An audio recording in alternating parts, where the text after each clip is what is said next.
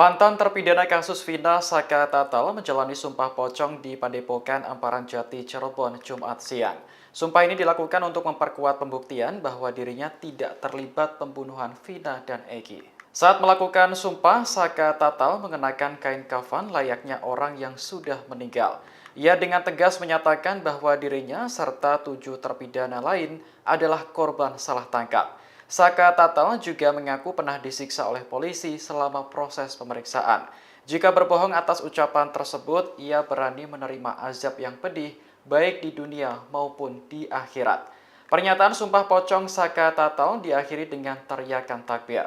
Sementara itu ayah dari Eki, Ibtu Rudiana, tidak ikut menjalani sumpah pocong. Padahal Saka Tatal sudah menantang polisi tersebut untuk bersumpah di dalam balutan kain kafan.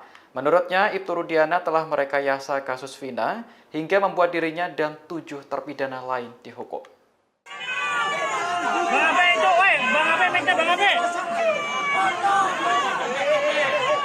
Download Tribun X sekarang, menghadirkan lokal menjadi Indonesia.